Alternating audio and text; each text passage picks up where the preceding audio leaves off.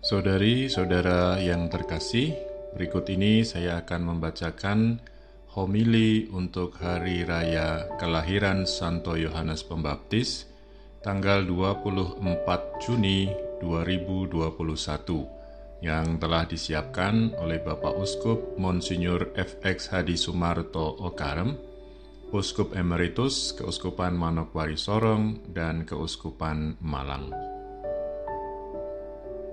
Saudari-saudara umat Allah yang terkasih, pada hari ini umat Katolik diperkenalkan dengan Santo Yohanes Pemandi.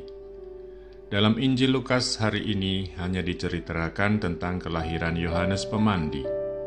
Namun untuk mengenal pribadinya yang lebih utuh, akan kita lihat juga menurut beberapa catatan lainnya tentang Yohanes Pemandi tersebut. Misalnya kesaksian yang diberikan dalam Injil Matius bab 11 ayat 2 sampai dengan 19 dan Injil Lukas bab 7 ayat 18 sampai dengan 35. Yesus sendiri memberi kesaksian tentang Yohanes Pemandi. Yesus menegaskan, di antara mereka yang dilahirkan oleh perempuan, tidak ada seorang pun yang lebih besar daripada Yohanes.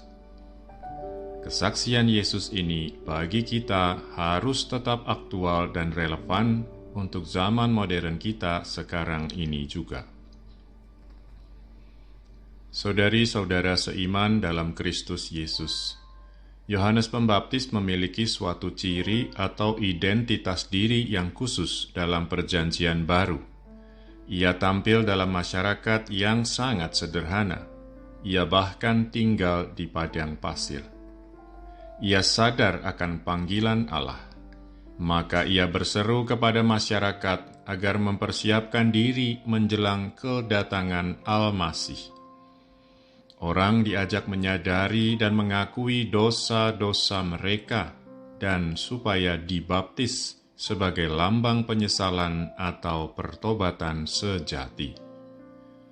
Meskipun sebagai orang yang sangat biasa dan tidak memiliki pengaruh ataupun kekuatan dalam susunan sistem politik Yahudi, Yohanes tidak ragu-ragu menyampaikan pesan etis atau moralnya dengan kekuatan otoritas.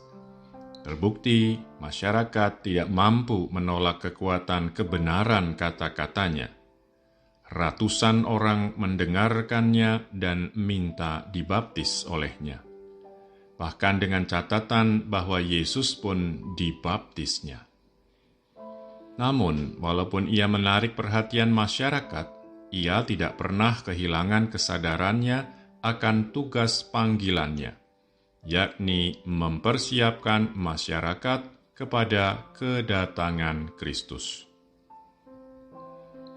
Saudari-saudara kekasih Allah, patut kita perhatikan bahwa Ibu Yohanes, Elisabeth, adalah berhubungan keluarga dengan Ibu Yesus.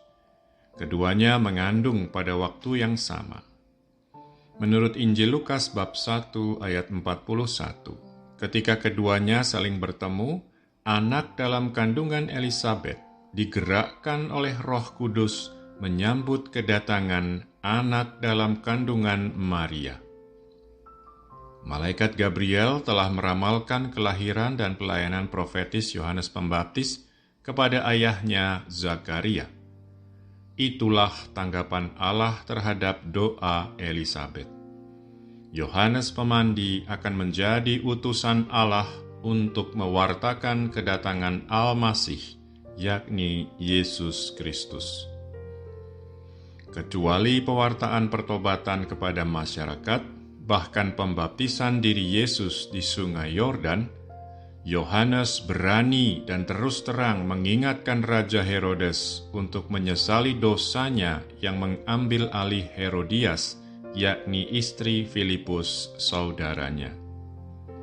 Dengan latar belakang inilah, Yesus dengan tegas menyatakan bahwa Aku berkata kepadamu, di antara mereka yang dilahirkan oleh perempuan, tidak ada seorang pun yang lebih besar daripada Yohanes. Saudari-saudara yang dikasihi Tuhan, di manakah letak kekuatan sikap dasar Yohanes Pembaptis? Kekuatan sikap dasar Yohanes Pembaptis terdapat dalam pengarahan atau fokus segenap hidupnya kepada kesetiaan atau ketaatan sepenuhnya kepada panggilan Allah untuk menghayati hidupnya. Sikap dasar hidupnya itu ialah, seluruh hidupku kulakukan untuk Allah. Yohanes sadar akan panggilan hidupnya, maka taat melaksanakannya. Ia bukan hanya sekadar menganjurkan menyesali dosa dan bertobat. Ia melaksanakan tugas panggilan hidupnya tanpa kompromi. Ia bahkan bersedia mati sebagai martir melawan dosa apapun. Saudari-saudara kawanan pilihan Allah, apa yang patut kita perhatikan dewasa ini? Yohanes Pembaptis bukan bertujuan untuk menjadi lain atau berlainan dari orang-orang lain. Walaupun ia memang agak lain, ia bukan berkehendak tampil sebagai orang yang unik. Sama sekali tidak. Lebih bertujuan berusaha untuk hidup dan berbuat selalu taat, setia terhadap kehendak Allah. Sikap dasar Yohanes sungguh mencapai sasarannya. Itulah yang diungkapkan Yesus.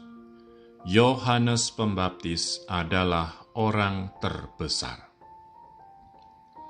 Apabila kita sadar bahwa Allah telah memberikan kepada kita suatu tujuan khusus dalam hidup kita, maka kita dapat bergerak maju dengan kepercayaan, penuh keyakinan akan Dia yang telah memanggil kita. Seperti Yohanes Pembaptis, kita tidak atau jangan takut untuk hidup dengan suatu pengarahan atau fokus yang radikal atau tegas akan perutusan hidup yang diberikan Allah kepada kita.